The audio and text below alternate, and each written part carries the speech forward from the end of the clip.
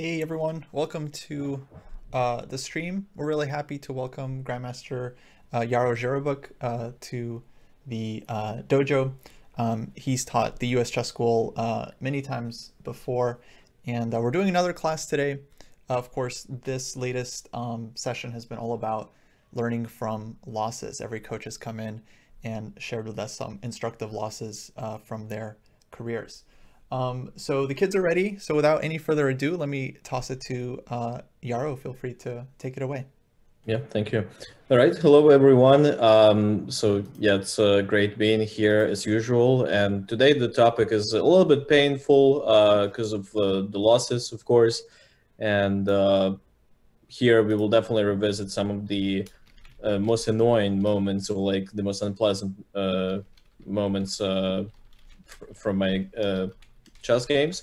Okay, and the first game was played in 2005. I was black here, and the game was played in Ukrainian championship under 12 years old. Back then, I still lived in Ukraine, and I won the championship, but here I had a really annoying hiccup along the way. So yeah, let's get started, and we'll skip the opening relatively quickly. And since I don't really like focusing on my losses, we will spend a lot more time on my wins. Okay, but of course I'll tell you what I've learned from them. Okay, so here we have a symmetrical English, right? C4, C5, kind of. I thought at the time there was a no-brainer choice. Nowadays I realize there are a lot more attractive choices than just c5. c5 is perfectly fine. Also, you can do here pretty much whatever you like. And also, if you play King's Indian, then it's super no-brainer choice for you. You can just go knight f6. You can do pretty much whatever you like. But back then, I thought that symmetrical English is like the only way to go. Okay, but still, nonetheless, I was managing getting some interesting positions in the symmetrical English. I would say my opponents assisted me because I think kids in general are not that great in playing for a draw, which is good. You know, you should try to play for a win. You should not be too solid at this age. All right. And my opponent does something a little bit weird. I'm not quite sure why Queen C2 was played here. Honestly, have no idea. Maybe Rook B1, B4, but still the queen looks absolutely bizarre there. Maybe something normal like Bishop D2, Rook B1, followed by B4 was quite standard. Or even previously, I would also consider maybe something like E3 and D4. Maybe it still wasn't too late to play it. But okay, yeah, Queen C2 is a little bit weird. And then I played B6 and Bishop B7. Back in the day, I really loved fianchetto both of my bishops, and now I do it pretty well for white when I go knight f3, g3, bishop g2, and later I go b3, bishop b2. So now I love doing this for white, not for black. Okay, but we can skip this stage. You probably noticed that white is making a lot of weird moves, like rook b1, rook d1. I would just say that they don't really go together, and especially if the rook is on b1, you should go b4, right? You should not just go b3, because then what was the point of rook b1, right? So it doesn't really make sense. And then I just go d5, and you probably can notice that black is already quite a bit better because black possesses all of the center. And yeah, it's just a really easy position to play. Okay, so here's the first question to you guys. So what do you think about knight f5? Do you think I should have played d4 or knight f5? So like, we've got two choices and 50% chance of getting this right. So just type your answers in the chat, and then we will see how many of you prefer d4 and how many of you prefer knight f5. So two choices. What should we do?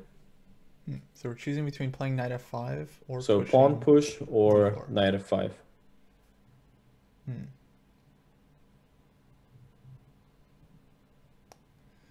So pawn push. So we'll give it another 30 seconds or minutes, and then we'll keep going. If we push the pawn, the thing is we give up the e4 And again, square. if you want to speak up, then you can type an exclamation mark, and then I will unmute you if I choose so. Knight f5, on the other hand, keeps things very flexible, and we maybe can use the d4 square. My instincts say knight f5. I've actually played And this. you can also Could be message me wrong. privately. You can either type your answers in the chat, in the general chat, or just private message me, whichever But works better for you. but I like knight f5. Even if the choice wasn't between those two moves, and I was just asked for a move here, I would just play knight f5 because I think the knight belongs here. The d4 square is good as long as d5 is not kind of like hanging, and I think we're okay. So we always have one knight coming to f5, the other one coming to d4. To me, this looks good. All right, so far I got only a handful of answers, like around 6 or 7, I think, and only one of them is correct. Okay, so here, actually, okay, two of them are correct now. Okay, so yeah, the correct choice is d4. Oh. So I think d4 should have been played immediately, because then if I mean, first of all, it questions the knight. Like the question is like, D4 is good. where the knight should go, and I'm not quite sure. Maybe e4, but then after e5, I mean f5, and then e5, it just looks like black's position is too cramped, and black has an easy time, you know, advancing even further after h6 and g5, and maybe even sometimes like g4, f4. Well, pretty much whatever you like here. Maybe it's time to get the rook in the game after rook e8. Yeah, white just doesn't have any space. So why I think knight f5 wasn't entirely precise, because here white had a chance to change the pawn structure, and I'm thinking maybe even something like takes, and maybe even e4 immediately, I think would have changed the situation quite a bit, which again looks weird, I know, but I think, well, maybe here knight d4 actually, but some other change of pawn structure. Let's say, how do we do this? So knight f5, some other change of the pawn structure, maybe not knight a2. Let's see, takes is fine, of course, and then let's see, maybe in this case like some sort of knight a2 and maybe b4 later. So in general, I just think that this pawn structure might not be the best. And yeah, actually even knight d5, yeah, that's a good suggestion. There we go. I actually like this. Rio suggested some good stuff here. Yeah, knight d5 might be interesting as well. Queen d5, e4.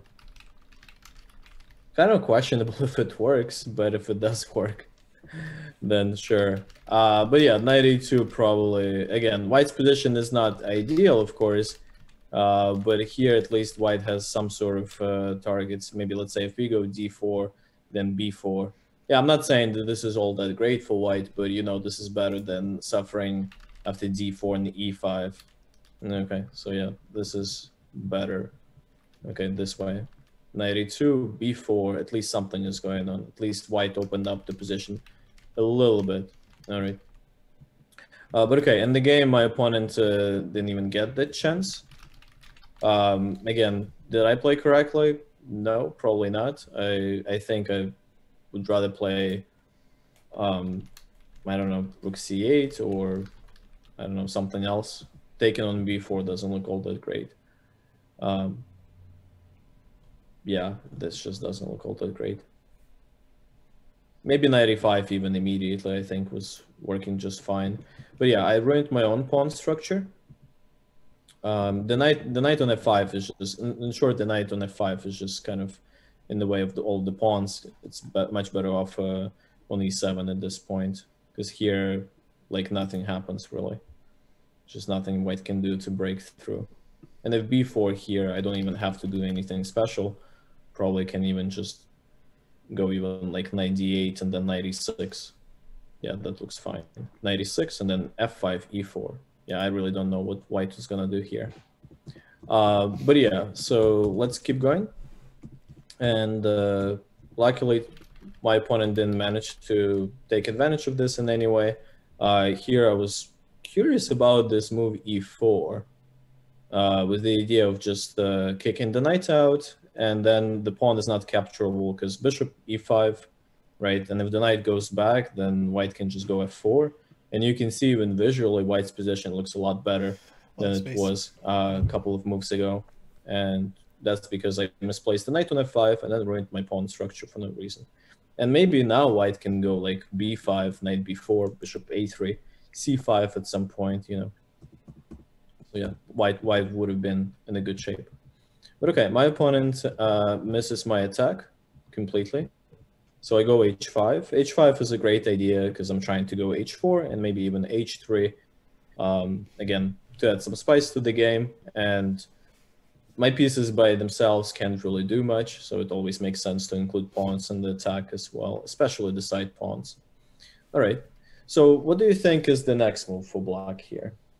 At this point, I played fine. My attacking skills were still not the worst at when I was 11 years old. Strategy was so-so, but attack was pretty good. So let's give it a minute, and then please type your answers in the chat, and then we will keep going. Well, we could definitely take on g3 here. The question is, with what? I could take with the knight, could take with the bishop, try to pick up the h4 pawn. Or we could play bishop g3 takes, knight takes g3, threatening queen h1 check.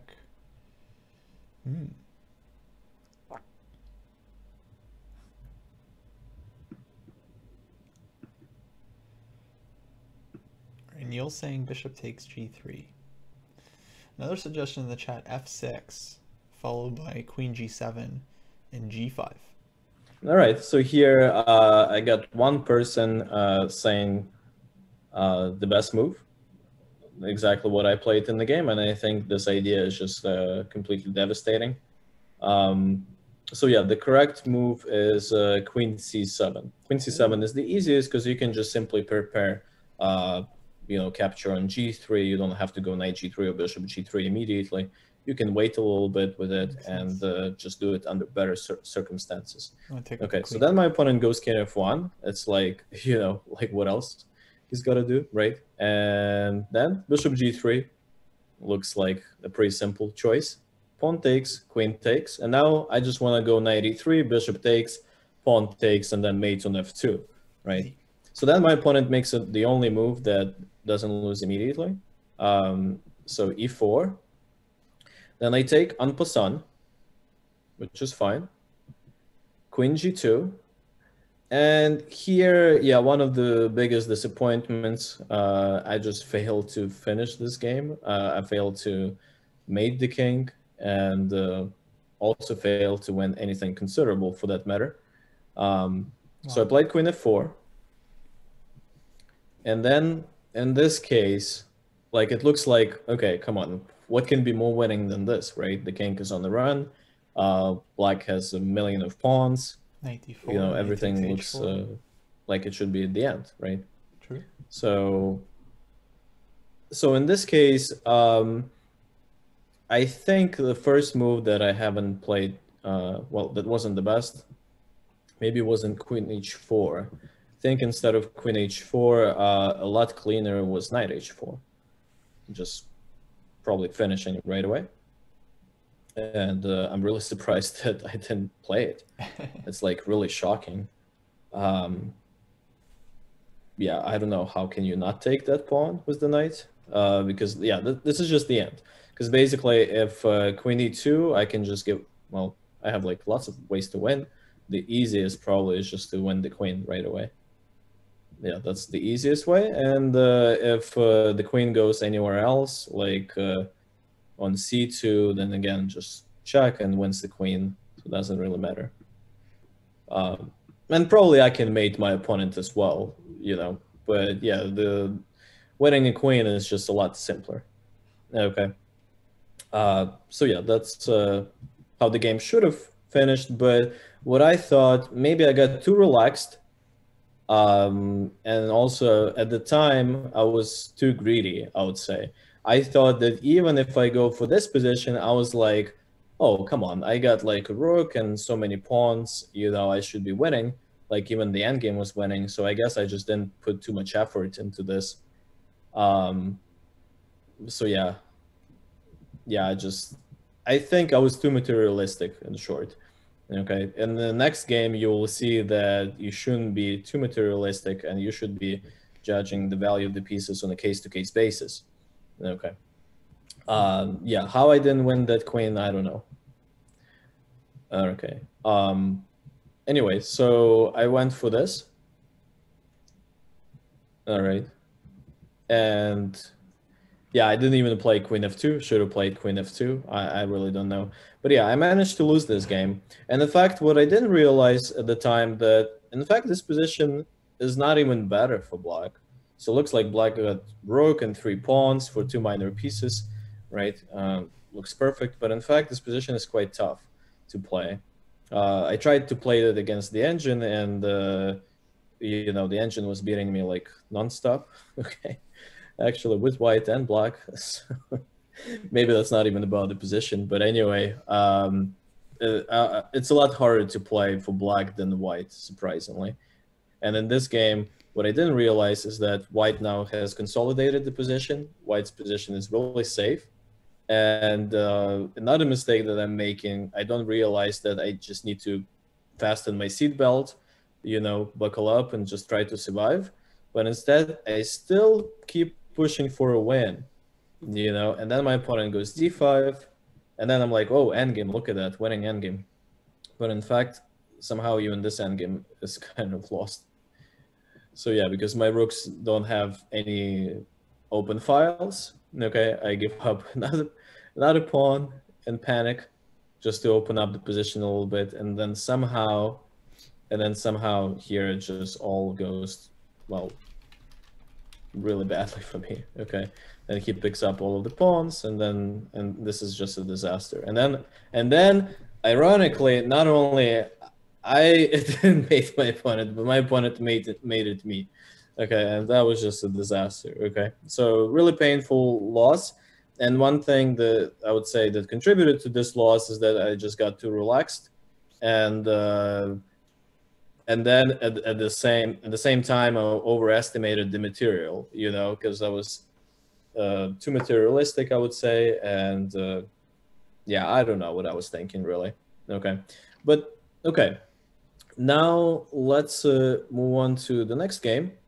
All right, so the next game that I want to show you guys was played in 2014, but at the time I learned not to be materialistic and learned to play a lot better chess. Okay, so let's take a look. So the game was played in DC, okay, and the game was played against This is what it looks like, by the way.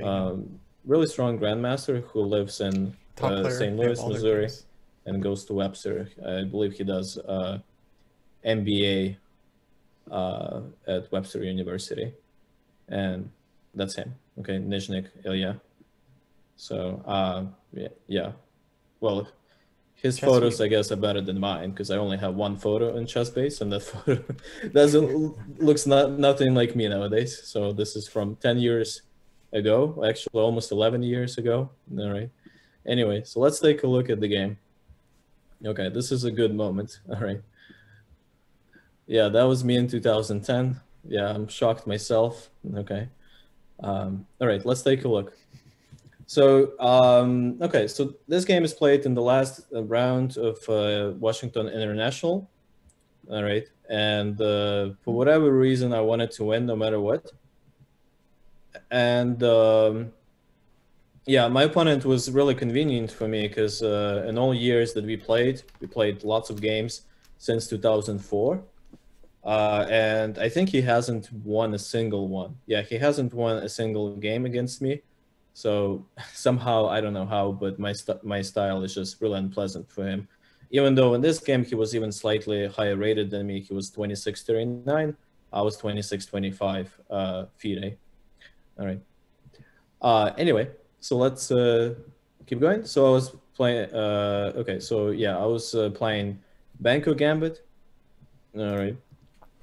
So one of the questions I have: how do you beat a GM with Banco? Like, well, why not? Banco is absolutely fine. All right. Yeah, and then my opponent just kind of wants a little bit too much. But funny story, after the game, he told me when he played d4, I looked at him and then he was like really upset after he played d4, and I didn't realize why he's so upset. I mean, d4 is not such a terrible move. But it turns out that for the whole night, he told me that he was preparing e4. And then he played d4 by habit. So, like, okay, cool guy. Cool. All right. Anyway, so let's keep going. So we have the banco here, all right, and he wants a little bit too much. You know, not only he wants to establish the control over the c4 square, but also he wants to get the control over the center. It was f4, so it's a little bit too much, and I figured I need to punish him, you know, until he gets all of this control. Okay, so now try to figure out what is the best move for block, and then type it in the chat. So let's take a minute here, or up to a minute, and then we'll keep going. Yeah, so natural idea, actually, as Lolly says, is to trade off the c8 bishop with a5, bishop a6. That would be kind of one of my first ideas here. You could also play bishop g4 and trade the bishop off this way, as this is kind of like a typical idea in the in this kind of like Benoni type of position too. Basically, it's like a Benoni-Benko hybrid. So either bishop g4 or a5, bishop a6 would be my my guess here. But on a5, all right, so far I have a4. One good answer. Queen b4, kind of annoying. Hitting the bishop and pinning, threatening knight takes e4. Maybe white goes queen d3 on queen b4. Oh, okay, two good answers. Anyway. Queen takes c4, bishop takes c3 possible. Yeah, queen okay, b4, now very people are catching up. move. Okay, so yeah, the only way to punish white's expansion in the center and just overall ambition is to go queen b4. Nice. Okay, queen b4, and the point is, yeah, the idea is that now if queen e2, then I just take queen e4. I mean, that's like tactics 101, right? If queen takes bishop c3, guys. So that's super easy. 1-0-1. And if white goes, well, queen d3 runs into the same stuff, just knight e4, and then bishop c3 takes the rook on a1. And if knight d2, for example, then here knight e4 doesn't work. It wouldn't make any sense because then the c knight takes on e4. So yeah, just knight g4. Okay. And then queen b3 happened in the game, and here I played a5. And it's kind of strange, but white already is much worse. So my idea is that if white short castles, then I have a4, and well, queen has to move. Queen has to take, right? Otherwise, white loses the bishop. So takes, and then I just take, and then yeah, if knight moves, then just knight e4, and the game is already lost for white. Okay, so queen b4 plus a5 was just a really great idea. And then, well, he trades the queens, rightfully so. All right, and now what do we do next?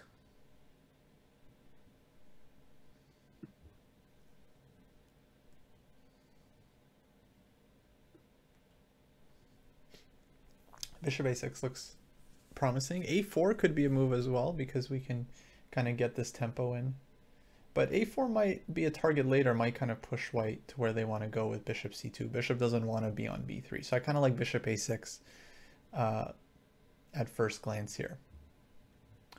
Because white, I mean, we're in an endgame, but the king is still kind of unsafe. So here, the best move is bishop a6. Okay. So bishop a6, and then you see white just can't castle. And it's kind of important because we still have a middle game, even though we have no queens on the board, but still all the other pieces are present. So pretty much the middle game rules apply. You know, if you can't castle, well, you're in trouble. All right, so bishop a6, and then knight g4. Okay.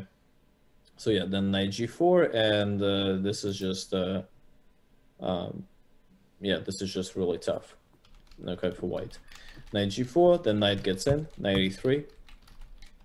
So yeah, if the pawn was on f2, white would have been completely fine, you know, but you see f4 was just way too much. It was way too ambitious, and in general, I just don't approve f4 for white early in the opening. It doesn't make sense to me. Okay, so then bishop d4, king f3, all right, and what do we do now?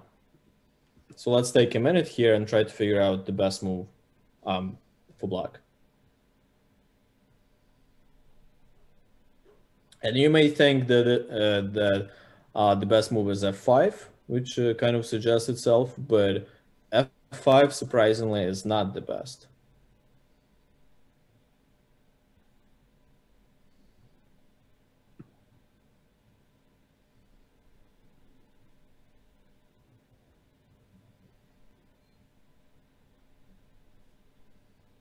All right, guys, let's focus on the lesson, you know, because that's more important than figuring out who's the real Rio Chen.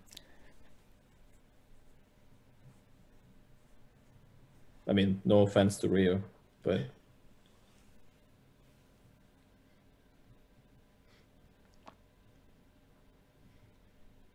I'm doing some parenting in the Zoom chat right now. Oh man, what's happening here? King on F3. all right, seems like nobody gets this one right. It's a really challenging move. But like I said, f5 kind of suggests itself. f5 is the second best move.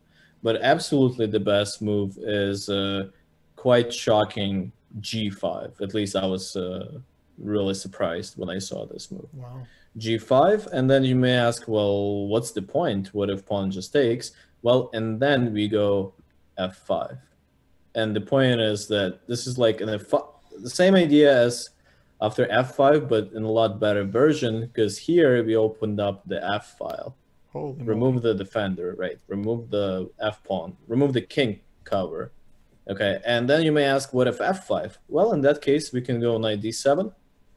And then here white is completely paralyzed, because now we just go knight e5, knight d3, rook b8, and I really can't find a single good move for white. All right, it's a horrible position. Okay, but f5, let's see what happened next. So rook e1, takes. Now here, again, it's quite simple tactic, rook f4. So if king takes, then knight g2, and then knight e1, so that's quite simple. But what should we do if king g3?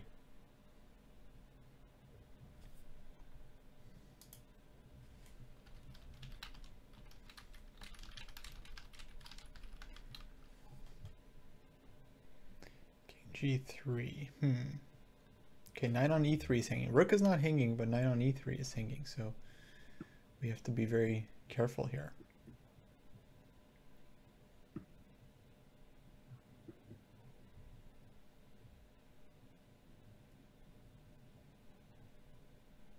All right, so the correct move is bishop e5. All right, but here I had to calculate bishop e3, of course, rook e4, and now king f2. And what's next?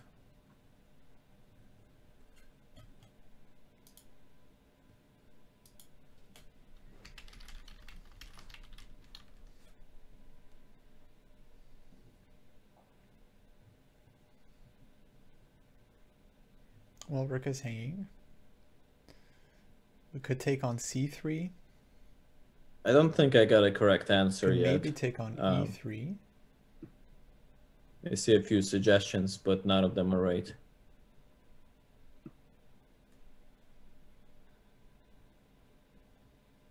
And I think I got like 10 answers, and none of them is good. Wow. All right. Okay, I finally got the correct answer, but with the wrong notation. Okay, there we go. It's fixed now. Okay. Okay, the correct move is drum roll, rook e3. There we go. Rook e3. So basically, what I realized, well, what I learned from all of my previous years, and that game in particular that I showed, the first game that I showed today, is that material doesn't really matter. Okay, so all of that stuff, all of the scale is really relative. You know, there's no such thing as queen equals 9 points, rook equals 5, bishop equals 3. There's no such thing. It doesn't exist. Okay. So in this position, even though it looks like, oh, we're just down in exchange, but in fact, well, there's no such thing as an exchange, but in fact, white just dominates here. I mean, black just dominates here.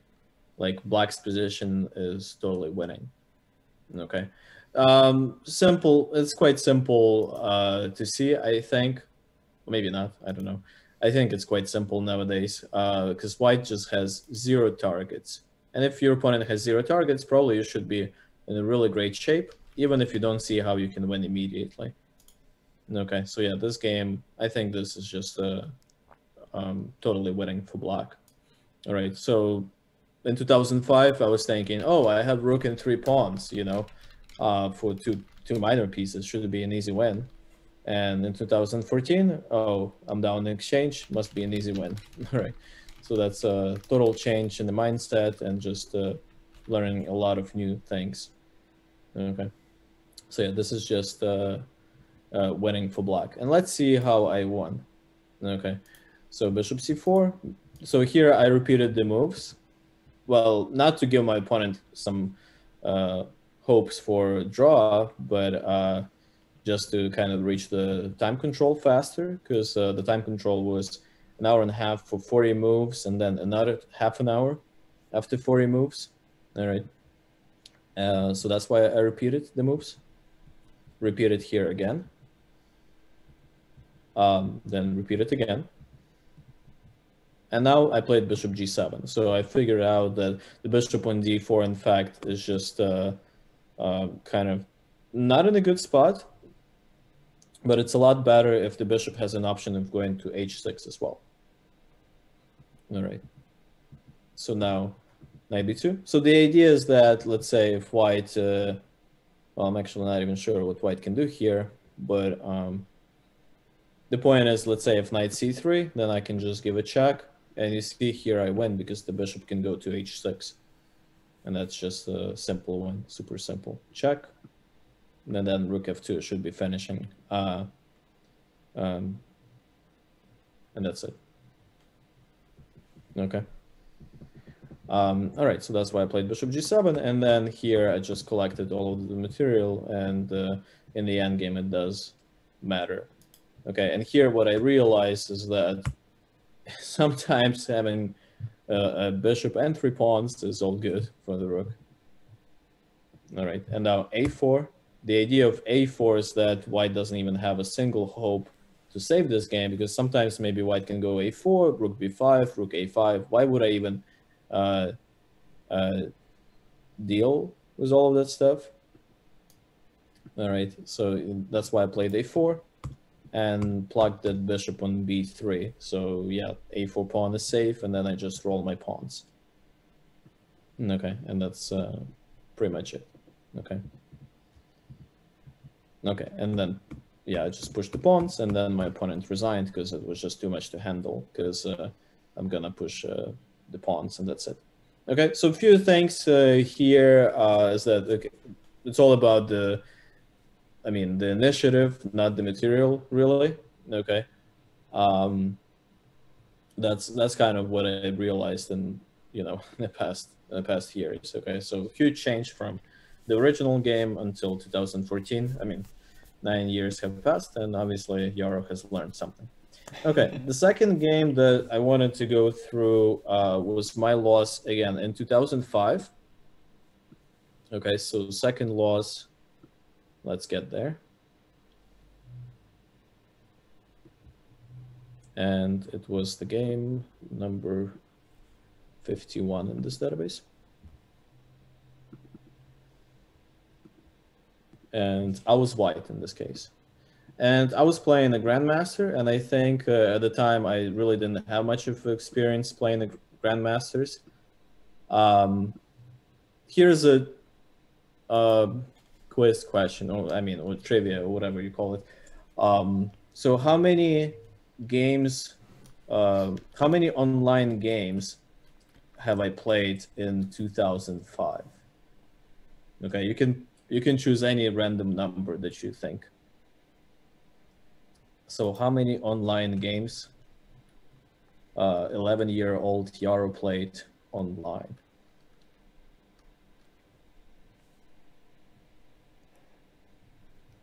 All right, the correct answer is Zero. Okay. Zero. I Against have played 0 10,000. games, 0 online games that far. Okay, in 2005, no, 0. None. Chess.com wasn't even a thing back then. All right. There was ICC. So now next question. How many games have I played online until I got my Grandmaster title? So who can answer that? You can answer, you can choose any number that you like.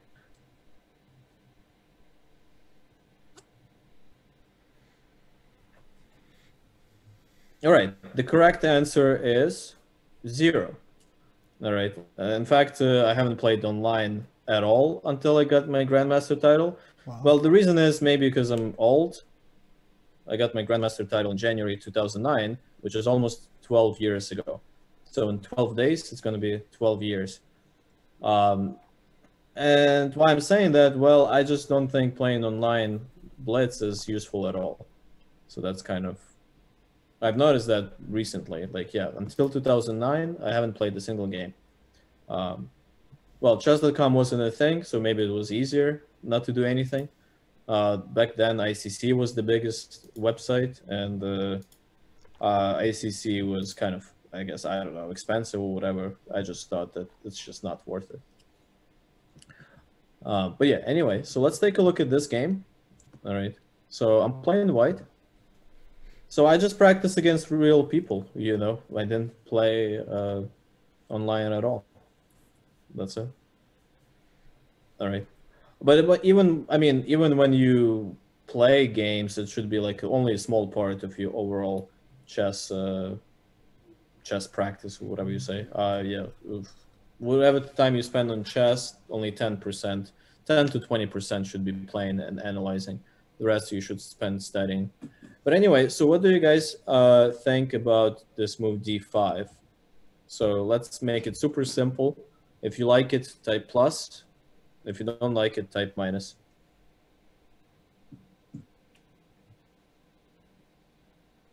So just make sure locate plus or minus on your keyboard. That's all it takes.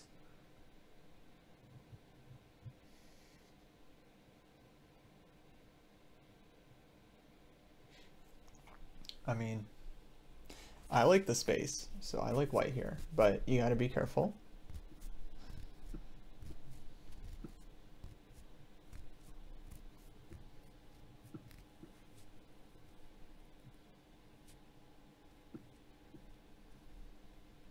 All right.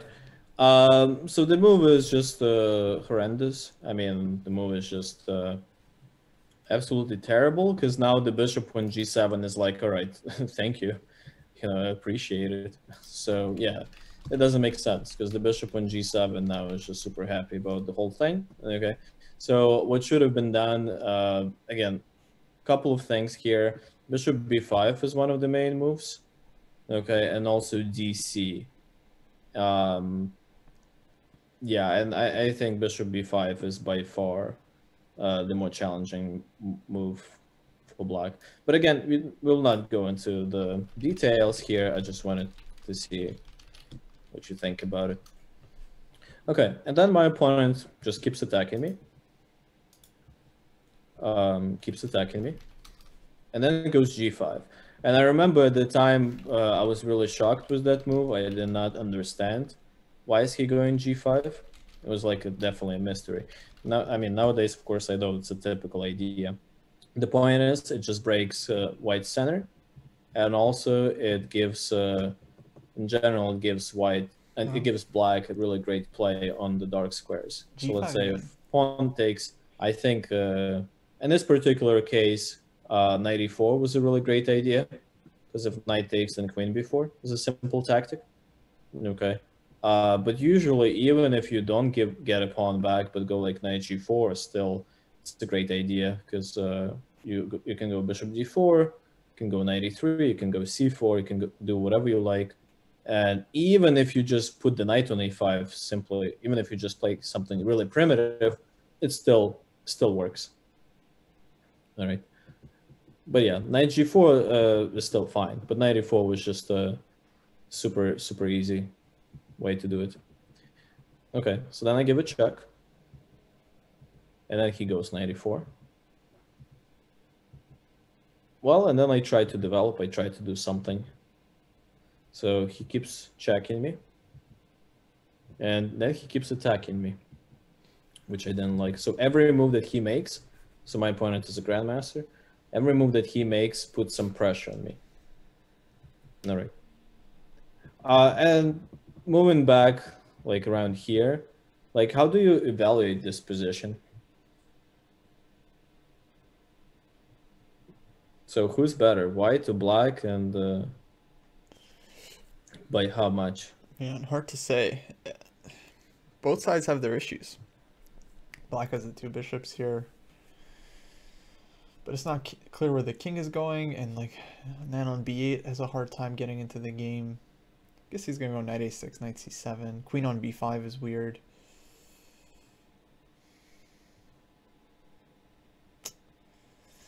My instincts say black should be okay, but I'm a real sucker for the 2 bishops. All right, so we got a few answers. This bishop is pretty good. Okay, so the correct answer is black is much better. Yes. All right. In fact, the computer likes black so much that the computer just says that black is winning. Oh. Okay. And in a few moves it will become obvious why, because black has a bishop pair, super active position, lots of targets, and white has nothing to attack at all. Okay, so like even a few moves later here, I guess it becomes really obvious that black is just dominating, clearly winning. Especially when I played king f2, I just couldn't figure out the better move, I think. And then, well, I thought that at least when I trade queens, maybe the endgame will be a little bit of a relief, but somehow my opponent keeps attacking me, and then wins material. And not just wins the material, but also doesn't capture the pawn on c2 immediately, but brings the rook first. Okay. And then he picks up the pawn. He takes the knight. And here I remember I was still optimistic. I thought that maybe here I got a chance. I knew that I was losing during the game, but I thought maybe I have a slightest chance after bishop f6, and I was just thinking, okay, rook moves, rook e7, maybe then I go rook b1 to e1, connect the rooks. So I was still kind of optimistic here. But what happened? What's the best move for black?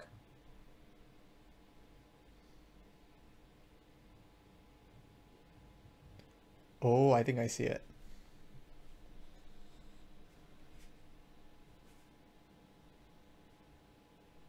Oh, juicy, feisty move.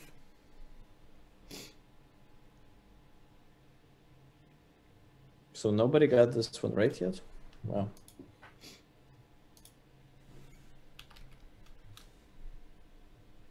Oh no. Nobody. Really? Come on. Come on, guys. You can do it.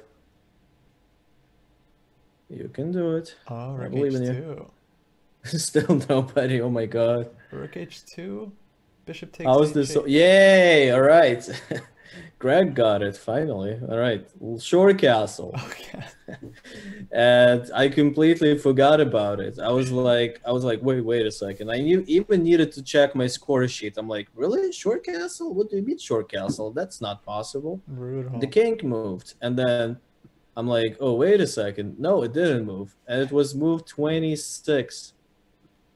26. Dang. And I'm like, okay, I guess I'm done. B7 was good. So short castle, and I resigned. Okay, I decided to call it today because it's pretty much the end. I mean, I'm just down the piece, and yeah, this is just the end. Okay, so yeah, my dreams of attacking the king, you know, it just didn't work out. All right. So yeah, so the big thing about this game, what I've learned is was a huge change that in perspective, that, you know, I was always thinking that well, more or less short castle is necessary, but in fact you can make it as late as you like. It doesn't really matter. It's all arbitrary. Okay, so as a beginner, you learn, oh, I need to castle, but as a more advanced player, you learn, how do I not castle? Okay, and here my opponent showed me pretty well that you can castle move 26. All right. So one of the question was what if bishop g7, but bishop g7 probably is just unnecessary. Short castle just finishes everything. After bishop g7, still there are some checks, still wins, but short castle proves the point, you know, really nicely. Okay, so that's just the kind of the most killing move, the move that leaves no questions. All right. Okay, so let's move on to the next game. And guys, there are more moves obviously that winning besides short castle, but short castle is just like done, you know. Of course, there are some other moves that winning, but after short castle, we have zero questions about any sort of threats. Okay, so the next game was Look at it. He has all his games. All of them. 861. All right, so 861, and the game was played in Vegas in 2016 National Open. All right.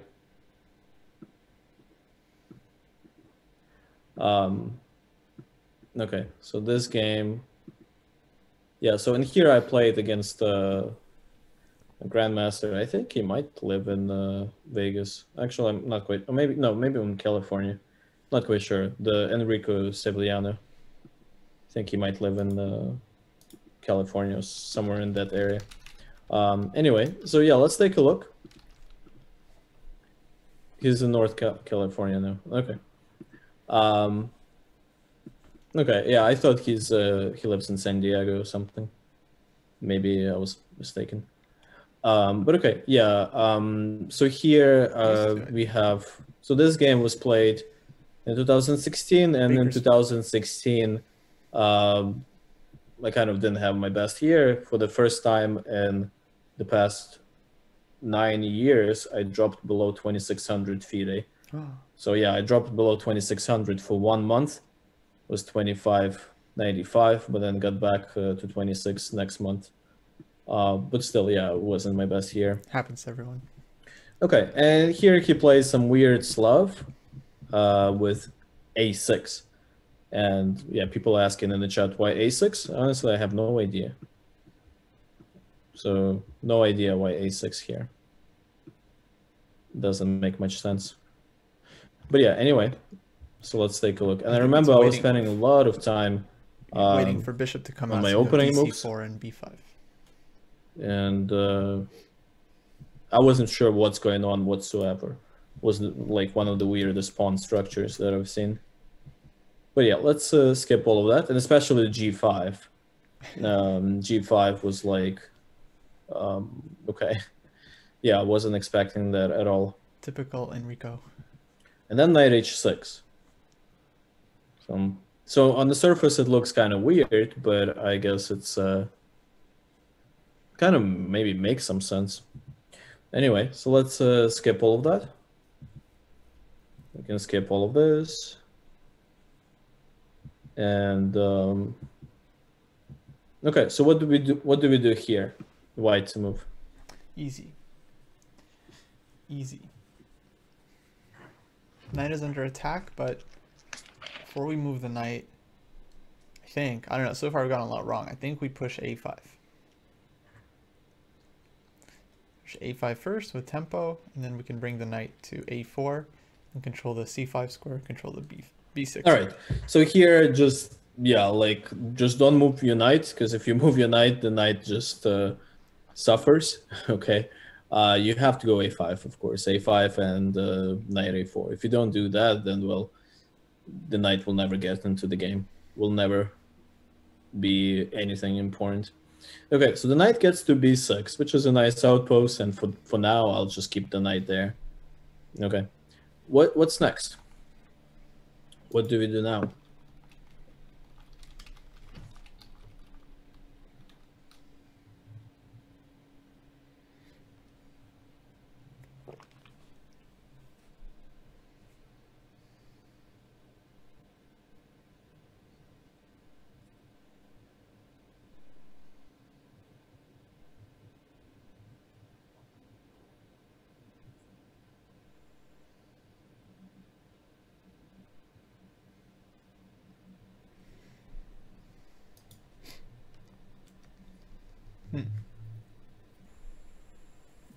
So here, I think I got only one correct answer. Not sure for the right reasons, but actually no, two. Two answers. Oh, three. Okay, so yeah, the correct answer is knight d4.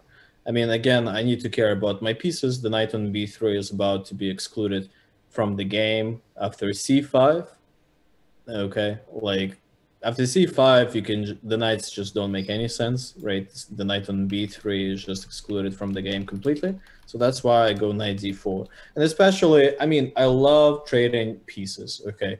Because like usually you can achieve so many things with good trades. You know, you can just always trade your worst pieces for your opponent better pieces, and the knight on e6 clearly should be better than the knight on b3, right? So yeah, I need to trade it, need to get rid of it. And now, again, not castling, as you probably got the point from the last game. The whole point is not to castle too fast, and especially in the close type positions, you can really wait for a long time and improve as much as you like, and then castle when you really don't know how to improve.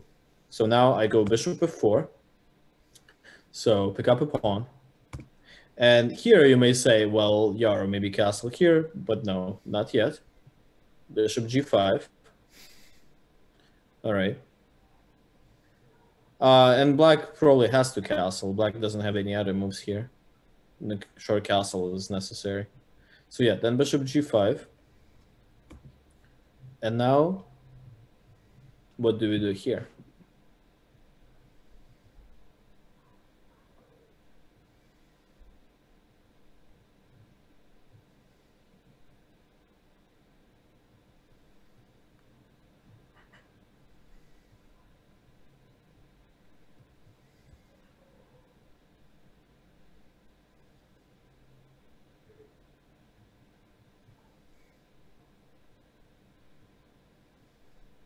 Man, I don't know. It's such a complicated position. Hard to say. Sounds like Yaro didn't want to castle in this game because his rook might be useful on the king side. But what to do? Because if bishop takes e7, there will be queen takes e7. So I see some of you suggesting the correct move on the first. Bishop e2. Well, I'm not sure. Feels Yeah, well, I see some good suggestions, but then the next suggestion kind of defeats the purpose of the correct move.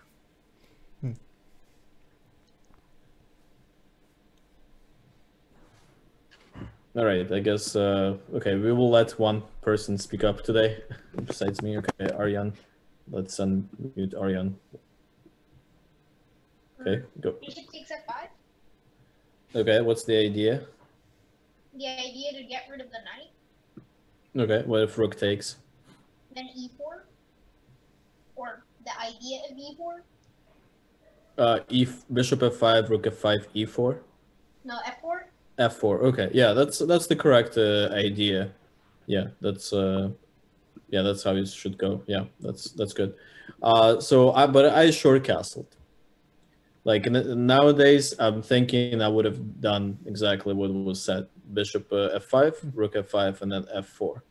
In fact, I'm thinking that I might have even left the king on e1 for some period of time. Maybe during the game I was afraid a little bit of d4, but now I just realized that, I can do even long castle. All right, I'm thinking even long castle is possible. All right, but yeah, that's a good idea to destroy that knight immediately. But here I short castled, and now I took the knight and then played f4. Okay, so taking the knight and playing f4 was absolutely correct. I should have done it a little bit I should have done it a little bit earlier, but yeah, but still it worked out. Luckily, I think he just didn't really have any good continuation that would have stopped me from doing it.